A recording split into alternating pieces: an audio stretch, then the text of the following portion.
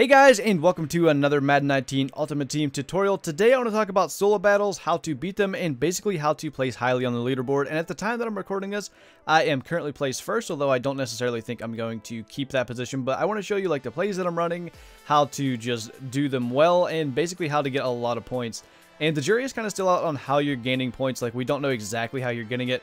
It seems to be like user skills, so like scoring points, not allowing the opponent to score points, getting interceptions, sacks, things like that are very important as far as I can tell. So the defense I'm running usually is a nickel defense. I like to run Tampa 2, cover 2 sync, something like that that gets a lot of the midfield covered, and I tend to try to use for somebody that's going to impact the play like not very much. I'm using the safety here because there's no receiver on that side of the field, and I'm kind of guessing that's going to be a run, just trying to pretty much figure out what they're doing. Of course, it's a play action, and I get beat a little bit, but nothing too major. So that's kind of the thing that I do. I kind of play bend, don't break defense.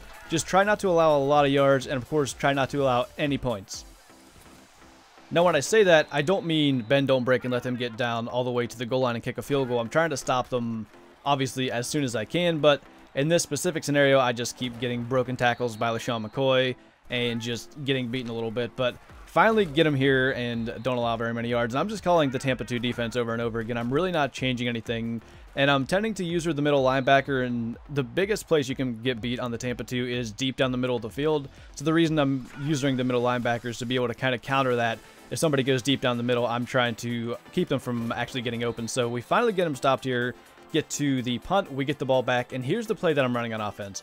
I'm going to the empty base flex, and I'm running the verticals. And there's a couple of reasons for this. Number one is it's a very easy read. It's not likely to end up getting you interceptions, and as long as you're careful, you really don't fumble either. So you see, I've got Brown going underneath, and I'm just going to cover the ball before I get hit so I don't fumble. Those all Madden defenses, they will force a lot of fumbles. And I run a hurry up a lot. I'm trying to just get as many points as I can. You can see I've got nobody over the middle of the field now, and the defensive backs are lining up over my receivers. So I put Brown on a slant. That's because he goes deeper down the field, gains a few more yards, and if it actually is man coverage, then it's more likely to beat it. So you can see, once again, no one in the middle of the field. Defensive backs are over the receivers. I go to a slant with Brown, and we get him over the field for about 15 yards. So the thing that I'm doing is just running hurry-ups, doing this play over and over. It's a very simple read. I don't really have to worry about interceptions. The only thing I have to worry about is one of the defensive linemen dropping back, because otherwise, I'm pretty much good. And you can see I'm trying to get it to Rudolph when I can. That's my tight end. I get hit there and lose the ball, but basically, I'm trying to gain as many yards as I can in as short a time that I can, so I can gain more points throughout the course of the game.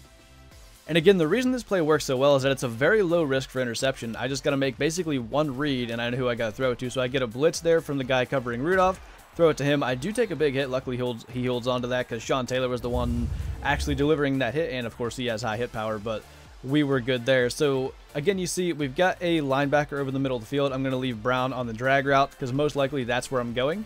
But luckily, he actually goes to the left side of the field, and I get Rudolph open for a quick gain. So that's always my preference, to throw to Rudolph. He's going deeper. He's going to gain more yards more quickly than Antonio Brown from the left side there. And that's the only two reads that I'm really making.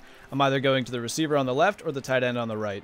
And just over and over doing that, trying to gain as many yards as possible, do it quickly, run the hurry up, and just get down the field and score. Basically, my ultimate goal for every game is to score as many points as I can, of course, but I'm always looking to score at least 28, and basically, I'm trying to make a margin of 28 every game, so either win 28-0, 35-7, something like that, or more if I can. But if I don't score at least 28, I pretty much consider that a failure. But you see, I've got no one lined up over Devontae Parker on the right.